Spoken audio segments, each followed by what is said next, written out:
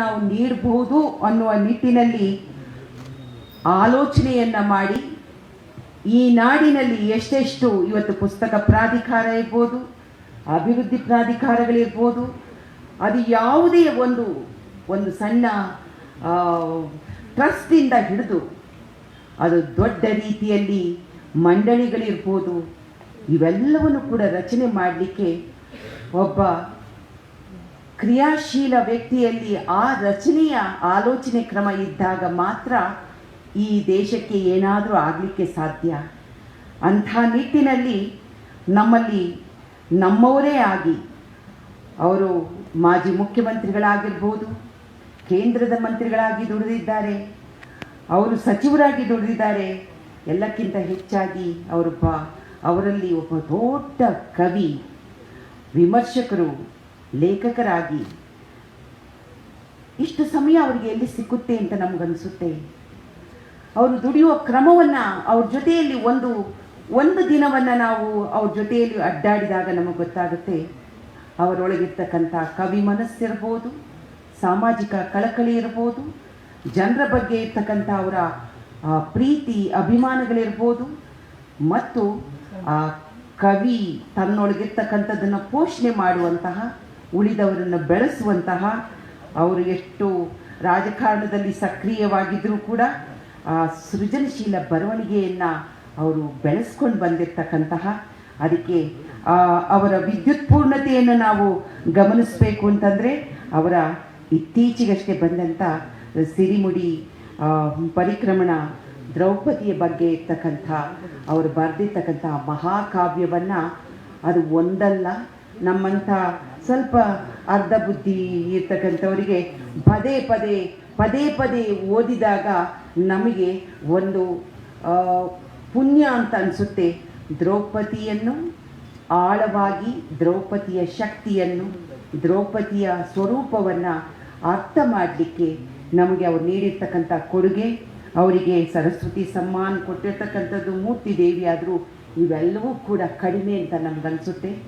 ಇಂಥ ಸೃಜನಶೀಲರು ಈ ರಾಜ್ಯಕ್ಕೆ ಮುಖ್ಯಮಂತ್ರಿಯಾಗಿ ಬಂದ ಕಾರಣದಿಂದ ಇಷ್ಟೆಲ್ಲ ಸಾರಸ್ವತ ಲೋಕಕ್ಕೆ ಒಂದು ಕೊಡುಗೆಯನ್ನು ನೀಡಿ ಬೆಳೆಸಿದ್ದಾರೆ ಅನ್ನೋದು ನಾವು ಯಾವತ್ತೂ ಮರೀಲಿಕ್ಕಾಗೋದಿಲ್ಲ. ಅವರು ಈ ವೇದಿಕೆಯಲ್ಲಿ ಮುಖ್ಯ ಅತಿಥಿಗಳಾಗಿ ಬಂದಿರತಕ್ಕಂಥದ್ದು ನನಗೆ ಅವ್ರ ಜೊತೆಯಲ್ಲಿ ಈ ವೇದಿಕೆ ಹಂಚಿಕೊಳ್ಳಿಕ್ಕೆ ಸಿಕ್ಕಿರ್ತಕ್ಕಂಥದ್ದು ನಮ್ಮ ಪುಣ್ಯ ಅಂತ ನಾನು ಭಾವಿಸ್ತೇನೆ.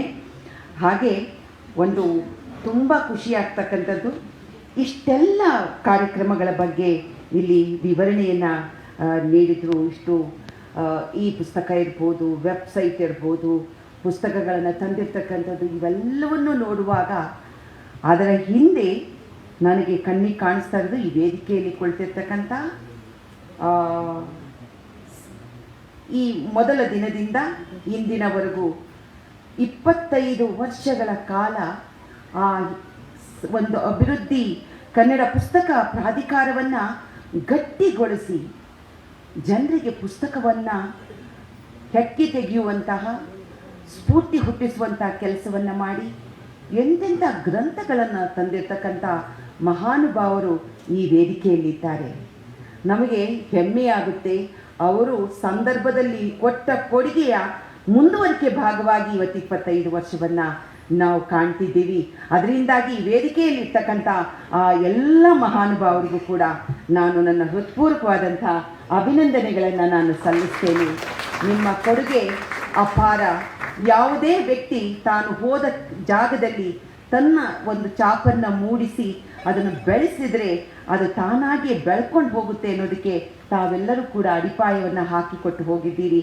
ನಿಮಗೆಲ್ಲರಿಗೂ ಕೂಡ ನಾನು ಅಭಿನಂದನೆಯನ್ನು ಸಲ್ಲಿಸ್ತೇನೆ. ಹಾಗೆ ಇದೊಂದು ಅವರನ್ನು ಗೌರವಿಸೋದು ಕೂಡ ನಮ್ಮ ಧರ್ಮ ಅಂತ ನಾನು ಭಾವಿಸ್ತೇನೆ. ಹಿಂದೆ ನಡೆದುಕೊಂಡು ಬಂದವರನ್ನು, ಹಿಂದಿನ ಸಾಧಕರನ್ನು, ಹಿಂದೆ ಸಂಕಲ್ಪ ಹೊತ್ತವರನ್ನು ನಾವು ಗೌರವಿಸದೆ ಹೋದರೆ ಮುಂದಿನವರಿಗೆ, ಮುಂದಿನ ಪೀಳಿಗೆಗಳಿಗೆ ನಾವು ಯಾವ ಒಂದು ಸಂಪತ್ತನ್ನು ಕೂಡ ನಾವು ಬಿಟ್ಟು ಹೋಗಲಿಕ್ಕೆ ಸಾಧ್ಯ ಇಲ್ಲ.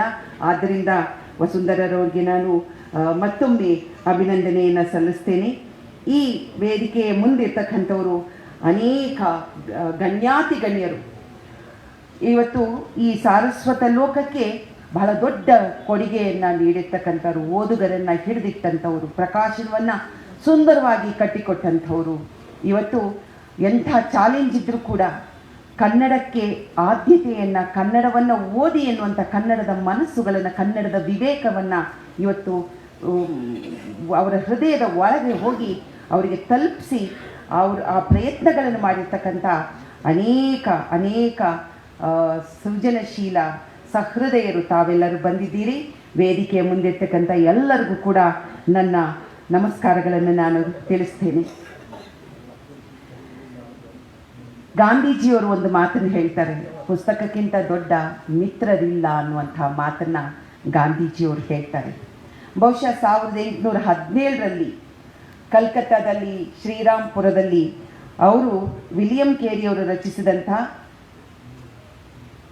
Grammar of the Karnataka language ಈ ಪುಸ್ತಕನೇ ಇವತ್ತು ಆ ಮುದ್ರಿತ ಪುಸ್ತಕ ನಮಗೆಲ್ಲರಿಗೂ ಕೂಡ ಒಂದು ಸಾಂಕೇತಿಕವಾಗಿ ಬಂದಂಥ ಪುಸ್ತಕ, ಕನ್ನಡ ಪುಸ್ತಕದ ಉಳಿವು ಅಲ್ಲಿಂದ ಪ್ರಾರಂಭ ಆಯಿತು ಅನ್ನುವಂಥ ಒಂದು ಹೇಳ್ತಾರೆ. ಬಹುಶಃ ನಮಗೆ ಅದು ಕೂಡ ಸಂತೋಷ ಆಗುತ್ತೆ. ಇವತ್ತು